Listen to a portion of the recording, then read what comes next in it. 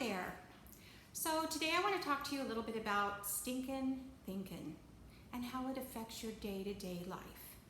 And if it was your child that had this stinkin thinkin, all of the things that you would do to prevent it from happening. Because we want our children to succeed, but we are our own worst enemy. And I know this for myself because I went through it. As a child, not the best, but I got through it. As an adult, went through a huge challenge. I was out there waiting tables, and the one thing I figured out really quickly is stinkin thinkin doesn't get you many tips.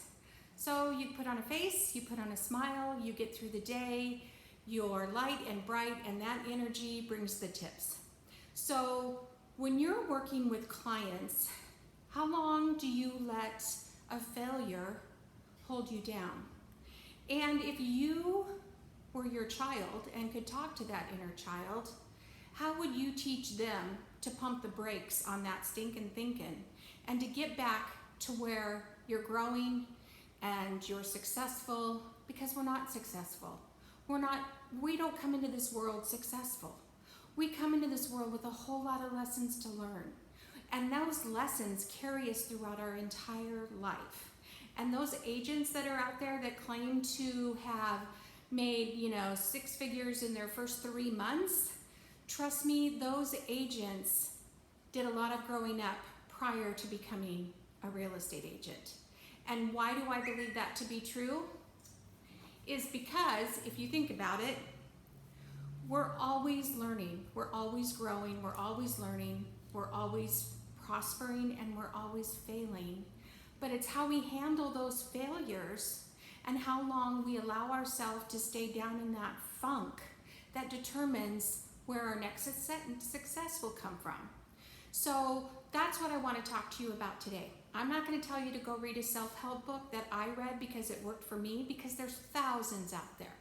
But I am going to tell you that when you start having that thought process as you're driving, which usually when it happens to me is when I'm driving, I could get myself into an absolute funk on a conversation that never really quite happened the way I was imagining it happened.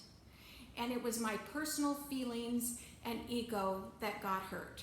So I'm asking you, find a word, find a song, find anything at all that you can use to pump the brakes on the stinkin thinkin and teach your children and your family members to do the same thing, because we're programmed this way. And the only difference between you and any other agent out there that is either succeeding or failing is you. So you have to do this yourself. So those that came into this and started off making millions of dollars, come on. They had a lot of life experience that brought them to that point, that taught them how to not take another man's garbage home with you and let it impact the rest of your day. When I meet people like that, I smile and I think to myself, I am so glad I don't have to go home to you tonight, that I am very lucky and very blessed to have the marriage and the family that I have. But it wasn't always that way.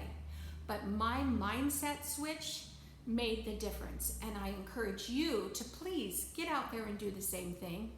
Find out what that word is that's going to change it and make it right. And don't allow that funk to take hold and grow, because it will dig the Grand Canyon of negativity in your mind. That small little trickle can grow. So don't feed it. Don't feed that wolf. Feed your inner spirit that wants to thrive and survive and succeed, and focus on that. That's my words for the day. Hope it helps somebody out there. If not, give me a call. I'm pretty good at motivating. I've been there, I've done that. So give me a shout. Talk to you soon.